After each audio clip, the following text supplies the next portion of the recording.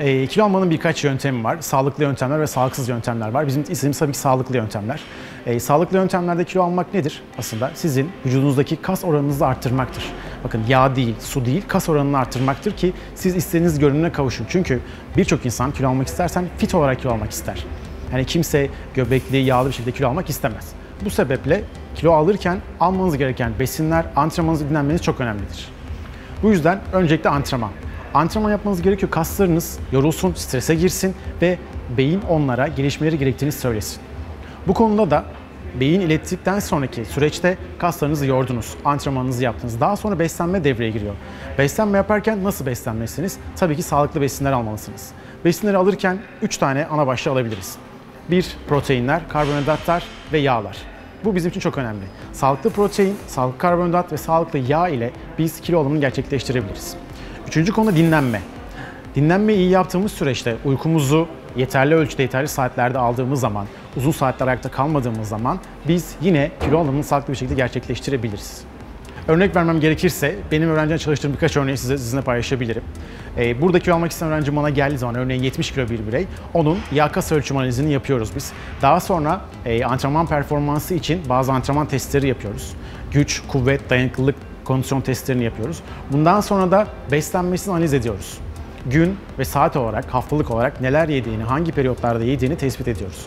Ve kilo almak istediği için de o öğrencime özgü olarak karbonhidrat miktarını artırıyoruz. Karbonhidrat olarak bizim sağlıklı karbonhidratlar dediğimiz pirinç, bulgur, yulaf, bu 3 ana başlıkta bunları alabiliriz.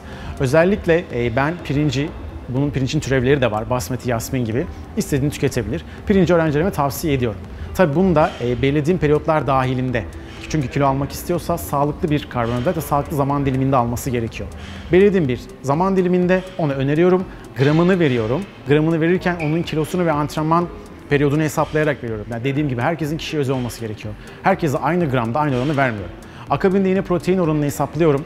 Kas ve yağ kütlesini birbirinden ayırıp kas oranına göre protein miktarını hesaplıyorum. Sağlıklı protein olarak belirttiğimiz kırmızı etler, bazı peynir ürünleri, bazı bakliyatlar, bunları öneriyorum. Bunların bir periyodunu çıkarıyorum ve ona sunuyorum. Aynı şekilde yağlarda özellikle zeytinyağını ve Hindistan ceviz yağını kullanıyorum. Yağ da düşük oranda tüketmesini sağlıyorum ki çünkü vücudumuzun enerji için ve devamlı için yağ ihtiyacı var. Bütün bunları topladığımızda bu 3 öğeyi birbirinden ayırıp sonra birbirini topladığımızda ve bunları düzenli miktarda periyotlarla, antrenmanla, beslenmeyle ve dinlenmeyle desteklediğimiz zaman birey kendi fiziksel metabolizması hızına göre kilo alımını gerçekleştirebiliyor. Kilo verme insanın kendisine başlayan bir durum. Ben bu durumda 3 tane kural belirliyorum. İrade, devamlılık ve kararlılık. Bu 3 olduğu zaman insan kilo alabiliyor. Bir insan günlük yaşamında ve haftalık yaşamında sabah, öğle, akşam ve ara öğünlerini belirlemesi gerekiyor. Bunun üzerine tabii antrenman periyotlamasını belirlemesi gerekiyor. Örneğin ben kendi örnek vermem gerekirsen benim bir haftalık programım ne yiyeceğim, ne kadar tüketeceğim, nasıl antrenman yapacağım bellidir. Aynı şekilde öğrencilerin ve diğer kişiler için de bunu belirlemesi gerekiyor. Ve konunun başına dönecek olursak kişide başlıyor dedim. Bunun için bazı feragatlarda bulunmanız gerekiyor. Mesela ne yapmanız lazım? Yemenizi çok iyi ayarlamanız lazım. Ve normal günlük rutinde alıştığınız ürünlerin dışında sağlıklı ürünleri tüketmeniz gerekiyor. Paketlenmiş gıdaları, çok şekerli, yağlı ürünleri bırakmanız gerekiyor.